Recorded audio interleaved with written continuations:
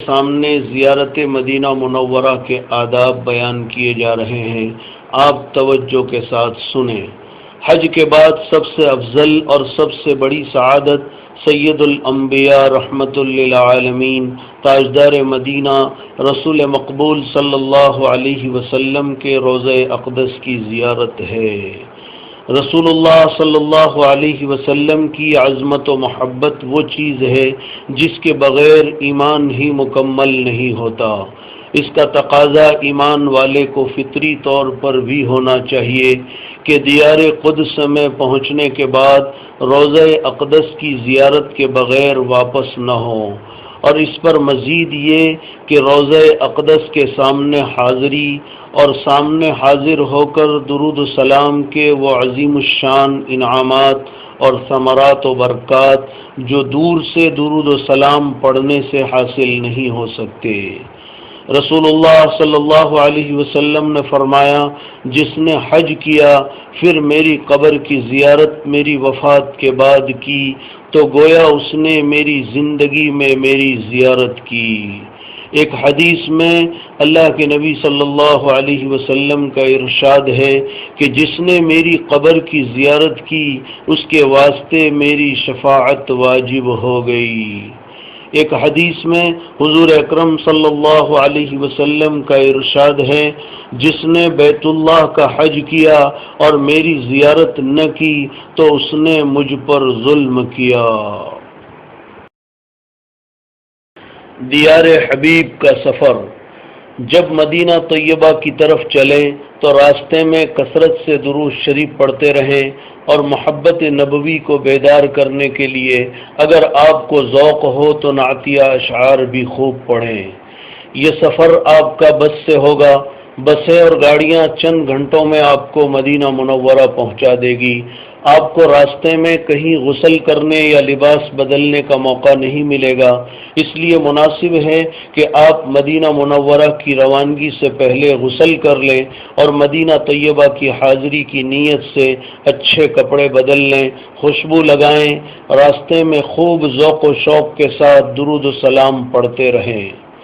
حرمین شریفین کے قیام میں خاص کر مدینہ منورہ میں 5 چیزوں کا خوب اہتمام کریں تاکہ یہ چیزیں ہمیشہ کے لیے عادت بن جائیں۔ گناہوں سے بچنا، درود شریف کی کثرت، اتباع سنت، قرآن کی تلاوت، دین کی دعوت۔ مدینہ طیبہ میں داخلہ۔ جب مدینہ طیبہ کی عمارتیں اور درخت نظر آنے لگیں تو ذوق و شوق کو بیدار کر کے خوب درود شریف پڑھیں، خشوع خضوع اور تواضع کی کیفیت پیدا کریں۔ جب مدینہ منورہ سے قریب ہونے لگے تو اللہ تعالیٰ سے دعا کریں کہ اے اللہ، یہ تیرے حبیب کا شہر ہے اور تیرے حبیب نے تیرے حکم سے اس کو حرم قرار دیا ہے، اس میں میرے داخلے اور میری حاضری کو ہر قسم کے عذاب سے امان کا ذریعہ بنا۔ اور مدینے میں داخلے کے وقت اللہ کی طرف متوجہ ہو کر خشوع خضوع کے ساتھ یہ دعا پڑھیں، بسم اللہ ما شاء اللہ لا حول ولا قوة الا باللہ رب ادخلنی مدخل صدق واخرجنی مخرج صدق واجعلنی من لدنک سلطانا نصیرا۔ اے پروردگار، مجھے صحیح طور پر داخل کیجئے اور مجھے صحیح طور پر نکالیے اور اپنی طرف سے میرے لیے مددگار بنا دیجئے۔ پھر چلتے چلتے دعا کریں، اے اللہ، جس کرم سے تو نے مجھے یہ دن دکھایا ہے کہ میں تیرے حبیب کے محبوب شہر میں داخل ہو رہا ہوں، اسی کرم سے تو مجھے یہاں کی خاص برکتیں عطا فرما اور ان تمام باتوں سے میری حفاظت فرما جو ان برکتوں سے محرومی کا ذریعہ ہو۔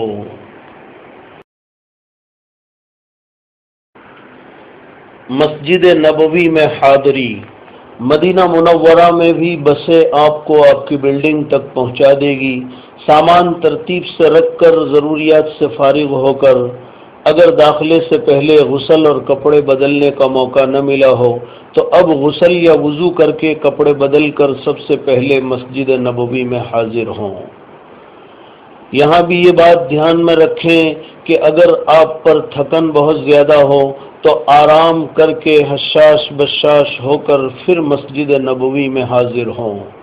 مسجد میں جب داخل ہوں تو داہنے پیر سے داخل ہوتے ہوئے یہ دعا پڑھیں، بسم اللہ والصلاة والسلام علی رسول اللہ، اللہم اغفر لی ذنوبی وافتح لی ابواب رحمتک، نویت سنت الاعتکاف۔ سب سے پہلے مسجد کے اس حصے میں جائیں جو روضہ اقدس اور منبر شریف کے درمیان ہے، جس کے متعلق خود حضور اکرم صلی اللہ علیہ وسلم نے روضۃ من ریاض الجنہ فرمایا ہے، یعنی یہ جنت کی کیاریوں میں سے ایک کیاری ہے۔ ریاض الجنہ کی پہچان کے لیے یہاں سفید قالین بچھا ہوا ہے، یہاں پہنچ کر 2 رکعت تحیۃ المسجد ادا کریں۔ تحیۃ المسجد کے بعد اللہ تعالیٰ کا بہت شکر ادا کریں۔ آپ بڑی اونچی جگہ پہنچے ہیں، جتنا شکر ادا کریں کم ہے۔ علماء نے لکھا ہے کہ اس موقع پر سجدہ شکر بھی کر لیں، پھر اللہ تعالیٰ سے خوب دعائیں کریں۔ تصویر میں آپ ریاض الجنہ کا منظر دیکھ رہے ہیں۔ مسجد نبوی کے ستون اور ریاض الجنہ۔ ریاض الجنہ کی پہچان کے لیے یہاں سفید سنگ مرمر کے 7 ستون ہیں جن کو اسطوانات کہا جاتا ہے۔ قبولیت دعا کی خاص جگہ ہے۔ پہلا ستون محراب سے متصل ہے جس کو اسطوانہ حنانہ یا مخلقہ کہتے ہیں۔ اس ستون سے ٹیک لگا کر حضور اکرم صلی اللہ علیہ وسلم خطبہ دیا کرتے تھے۔ دوسرا ستون محراب کی بائیں جانب ہے جس کو اسطوانہ عائشہ کہتے ہیں۔ اس جگہ کے بارے میں حضور اکرم صلی اللہ علیہ وسلم کا ارشاد ہے، اگر میں اس کی فضیلت لوگوں کو بتا دوں تو لوگ وہاں نماز کے لیے قرآن اندازی کرنے لگیں گے، کیونکہ یہ جنت کا ٹکڑا ہے۔ اس جگہ کی نشاندہی حضرت عائشہ رضی اللہ تعالی عنہا نے کی تھی، اس لیے اس کو اسطوانہ عائشہ کہتے ہیں۔ اسطوانہ عائشہ کی بائیں جانب اسطوانہ ابو لبابہ ہے۔ اس جگہ حضرت ابو لبابہ صحابی رضی اللہ تعالی عنہ نے ایک غلطی پر خود کو کھجور کے ستون سے باندھ لیا تھا، پھر ان کی توبہ قبول ہونے پر خود حضور اکرم صلی اللہ علیہ وسلم نے آپ کو کھولا تھا۔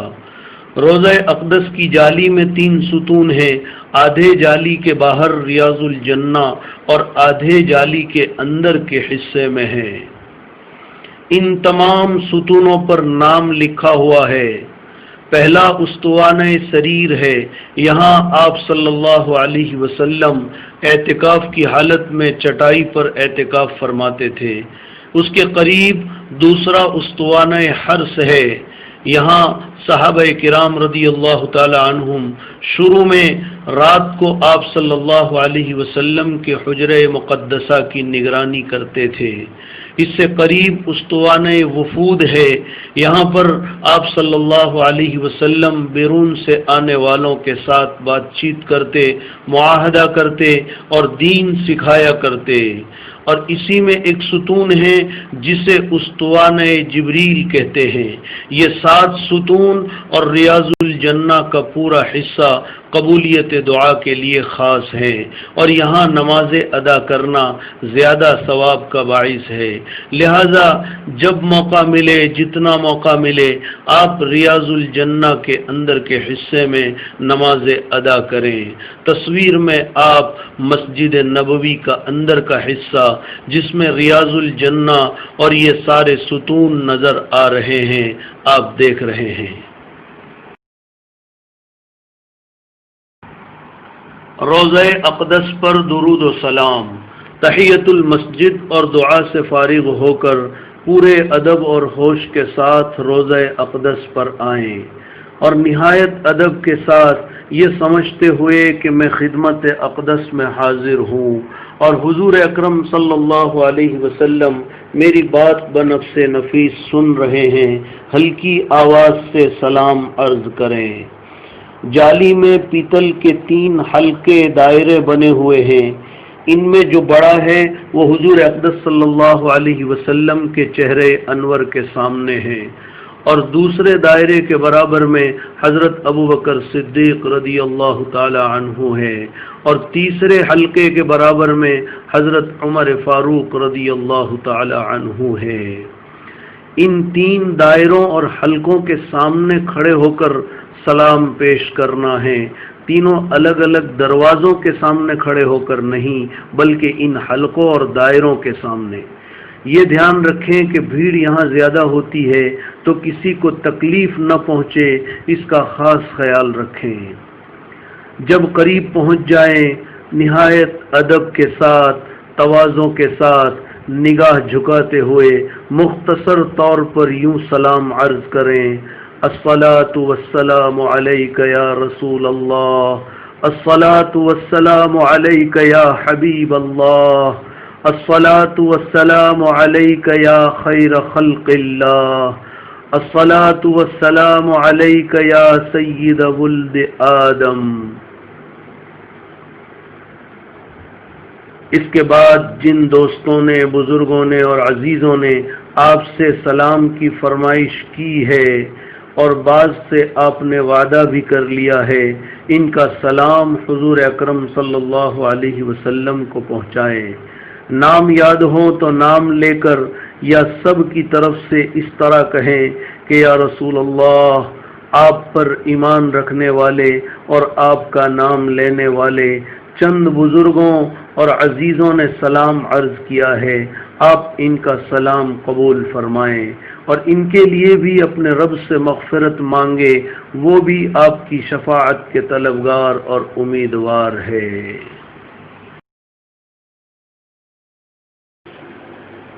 حضرت ابو بکر صدیق رضی اللہ تعالی عنہ پر سلام۔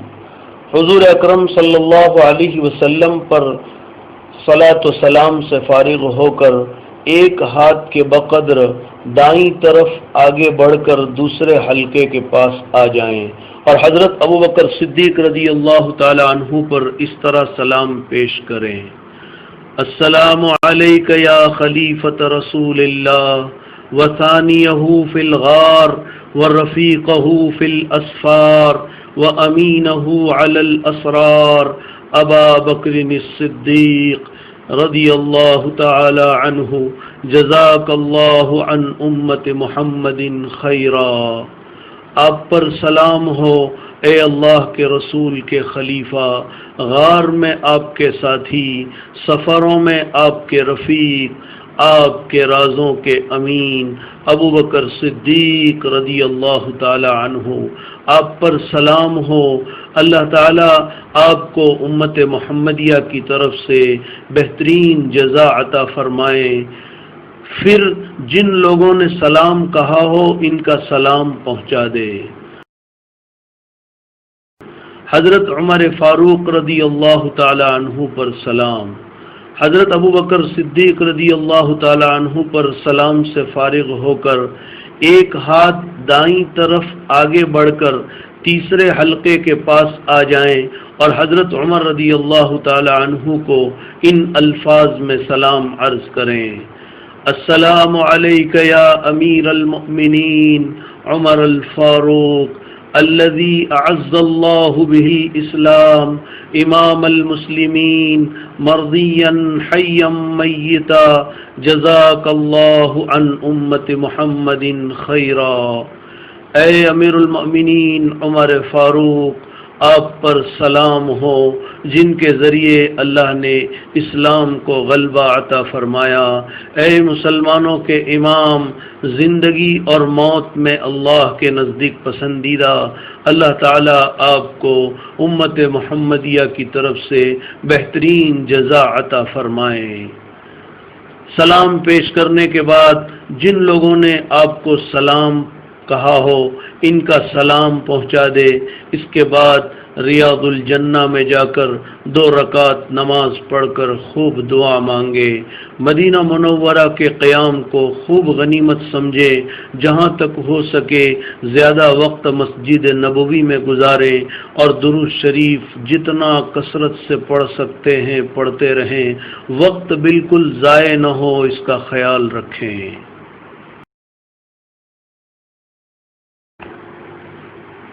زیارت جنت البقیع۔ مدینہ طیبہ میں مسجد نبوی اور روضہ اقدس کے بعد سب سے اہم مقام وہاں کا قدیمی قبرستان جنت البقیع ہے، جو حرم نبوی سے بالکل ملا ہوا ہے۔ کیسا خوش نصیب یہ جنت کا ٹکڑا ہے! خود رسول اللہ صلی اللہ علیہ وسلم نے کتنے مرنے والوں کو اپنے ہاتھ سے اس میں دفن کیا ہے۔ آپ صلی اللہ علیہ وسلم کی اکثر بیویاں، آپ کی بیٹیاں اور اہل بیت کے بہت سے ممتاز افراد اور کتنے جلیل القدر صحابہ، پھر بے شمار تابعین اور تبع تابعین اور بعد کے ان گنت ائمہ عظام اور اولیاء کرام اس میں آرام کر رہے ہیں۔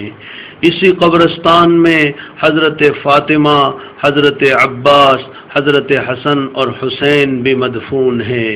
حضور کی اکثر بیویاں حضرت عائشہ صدیقہ، حضرت سودا، حضرت زینب بنت جہش، حضرت زینب بنت خزیمہ، ام سلمہ، حضرت حفصہ، حضرت ام حبیبہ اور حضرت جویریہ، یہ سب کی سب اسی قبرستان میں مدفون ہیں۔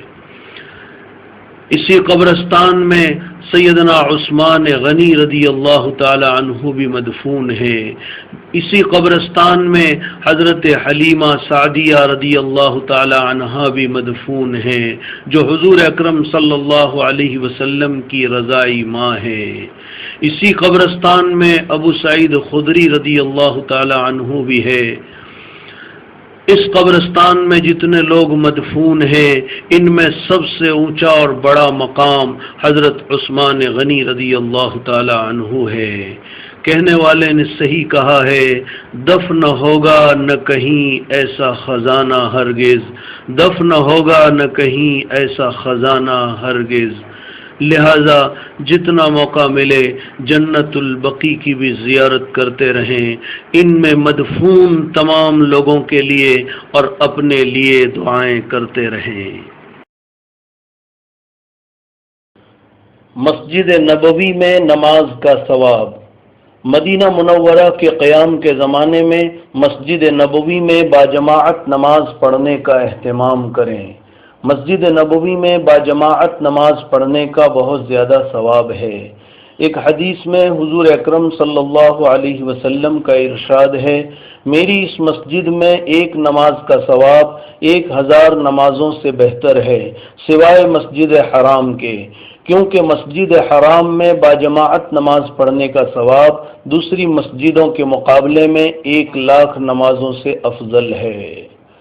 ابن ماجہ کی ایک حدیث شریف میں مسجد نبوی کی ایک نماز کا ثواب 50,000 نمازوں کے برابر بتایا گیا ہے۔ مسجد نبوی میں 40 نمازیں۔ مدینہ منورہ کے قیام میں افضل ترین عمل یہ ہے کہ سرکار دو عالم صلی اللہ علیہ وسلم پر درود شریف کثرت سے پڑھا جائے اور نمازوں کو باجماعت مسجد نبوی میں ادا کیا جائے۔ مسجد نبوی میں 40 نمازوں کی بڑی فضیلت ہے۔ حضرت انس رضی اللہ تعالی عنہ سے روایت ہے کہ رسول اللہ صلی اللہ علیہ وسلم نے ارشاد فرمایا، من صلی 40 صلاۃ فی مسجدی ھذا، جس نے میری اس مسجد میں 40 نمازیں پڑھیں، ان میں سے ایک بھی نماز فوت نہ ہوئی ہو یعنی چھوٹی نہ ہو، تو اس کے لیے اللہ تعالی کی طرف سے 3 قسم کی براءت کا اعلان ہے، یعنی 3 قسم کی مصیبتوں سے حفاظت کا اعلان ہے۔ نمبر 1 جہنم سے حفاظت، نمبر 2 عذاب الہی سے حفاظت، نمبر 3 نفاق سے حفاظت۔ لہذا مسجد نبوی میں 40 نمازوں کو باجماعت ادا کرنے کا پورا اہتمام کریں اور فکر کریں۔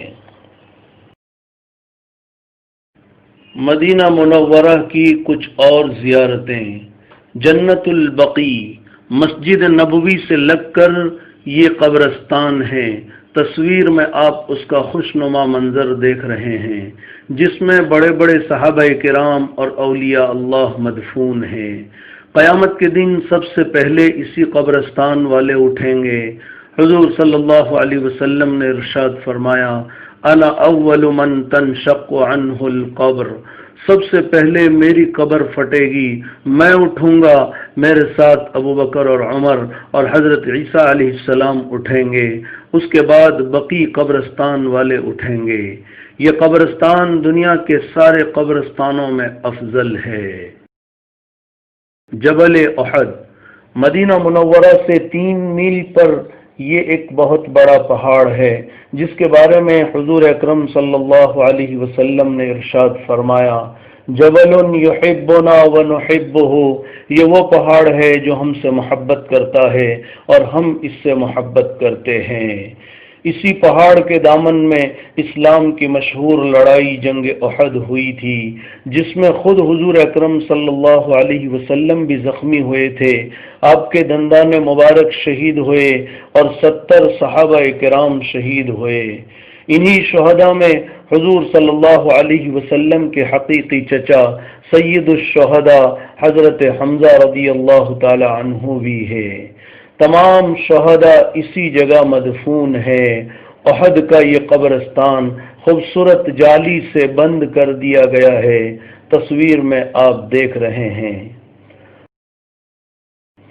مسجد قباء، مدینہ منورہ سے 2 میل کے فاصلے پر یہ خوبصورت مسجد ہے۔ ہجرت کے سفر میں مدینے سے پہلے قباء میں آپ نے 14 دن قیام فرمایا اور مسجد بھی آپ نے خود تعمیر فرمائی۔ اس مسجد کا اور اس میں نماز پڑھنے والوں کا اللہ تعالیٰ نے قرآن میں بھی ذکر فرمایا ہے، لَمَسْجِدٌ أُسِّسَ عَلَى التَّقْوَى مِنْ أَوَّلِ يَوْمٍ أَحَقُّ أَن تَقُومَ فِيهِ رِجَالٌ يُحِبُّونَ أَن يَتَطَهَّرُوا وَاللَّهُ يُحِبُّ الْمُطَّهِّرِينَ، وہ مسجد جس کی بنیاد پہلے دن سے تقوی پر رکھی گئی، اس کا زیادہ حق بنتا ہے کہ میرے محبوب آپ اس میں قیام فرمائیں۔ اس مسجد میں ایسے لوگ ہیں جو خوب پاک صاف رہنا پسند کرتے ہیں اور اللہ تعالی خوب پاک صاف رہنے والوں کو محبوب رکھتا ہے۔ مسجد قباء کا حسین منظر آپ تصویر میں دیکھ رہے ہیں۔ اس مسجد کی بھی ضرور زیارت کریں اور اس میں نماز بھی پڑھیں۔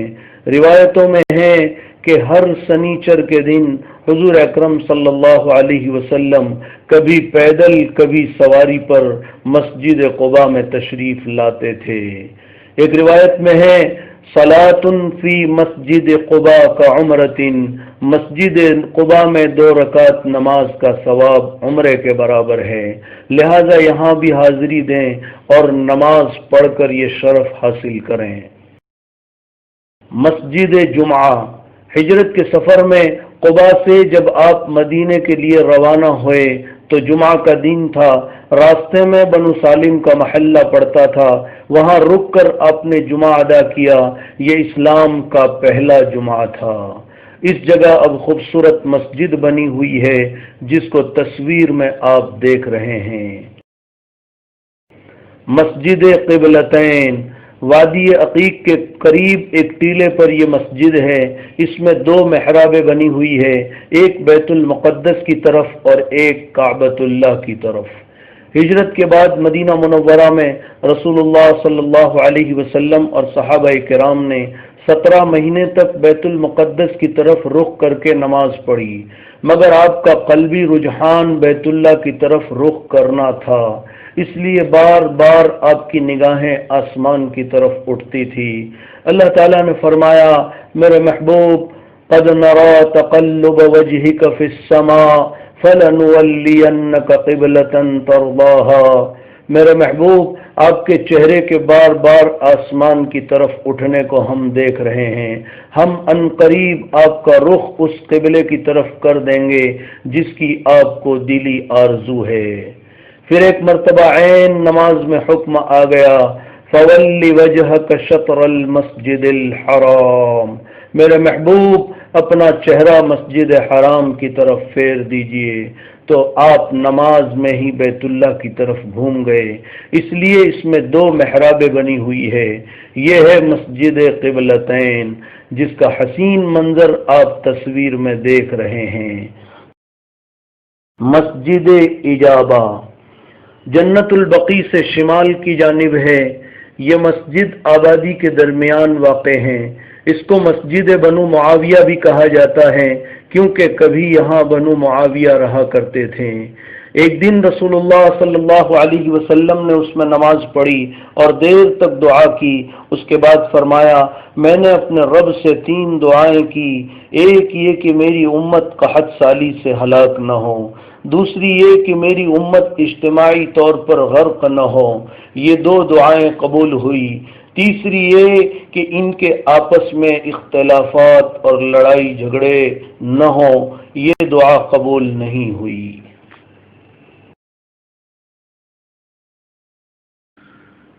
مدینہ منورہ سے واپسی۔ مدینہ منورہ کا قیام جب پورا ہو جائے اور واپسی کا وقت آ جائے تو یقیناً وہ وقت ایمان والے کے لیے ایک سانحے سے کم نہ ہوگا۔ اس دن آپ خاص اہتمام سے رخصتی ہی کے لیے روضہ اقدس پر حاضر ہوں۔ پہلے 2 رکعت ریاض الجنہ میں پڑھ کر خوب دعا کریں۔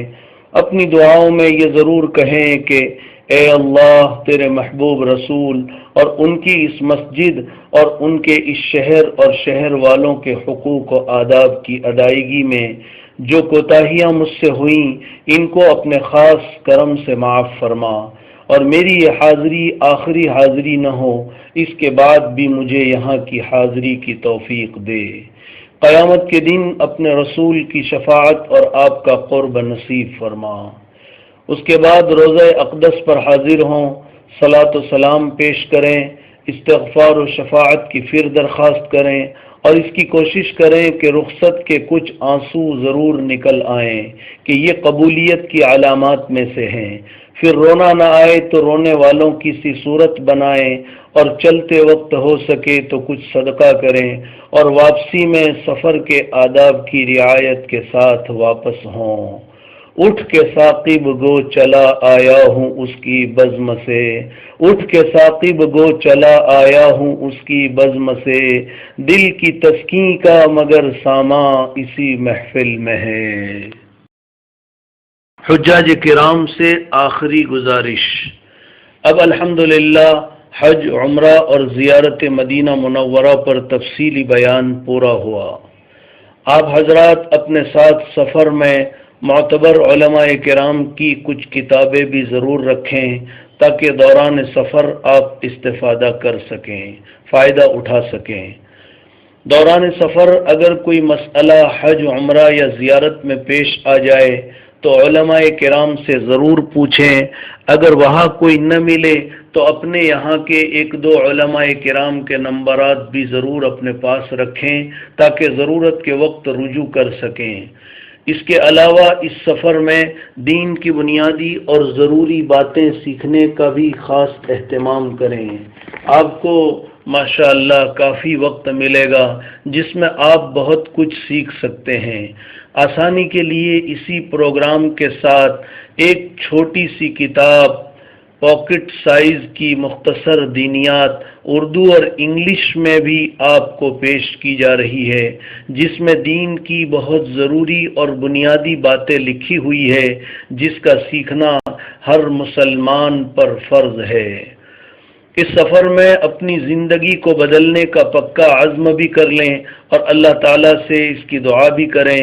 ہر کام کو سنت کے مطابق کرنے کی عادت ڈالیں اور کوشش کریں کہ آپ کا یہ حج مبرور ہو جائے تاکہ جنت پکی ہو جائے۔ حدیث شریف میں ہے الحج المبرور لیس له جزاء الا الجنہ، حج مبرور کا بدلہ سوائے جنت کے کچھ نہیں۔ حج مبرور کس کو کہتے ہیں؟ اس کی تشریح میں علماء کے بہت سارے اقوال ہے۔ ان میں ایک قول حضرت حسن بصری رحمۃ اللہ علیہ کا بھی ہے۔ وہ فرماتے ہیں کہ حج مبرور اس حج کو کہتے ہیں جس حج کے بعد حاجی کی زندگی میں تبدیلی آ جائے، زندگی نیک و صالح بننے لگے۔ اخیر میں تمام حجاج کرام سے مؤدبانہ درخواست کی جا رہی ہے کہ اس مبارک سفر میں اپنی دعاؤں میں ہمارے ادارے دینیات کو اور اس کے تمام اراکین کو بھی شامل کر لیں اور پوری امت کے لیے بھی دعائیں کریں۔ اللہ تعالیٰ آپ کے اس سفر کو آسان فرمائے اور قبول فرمائے۔ وآخر دعوانا ان الحمد للہ رب العالمین۔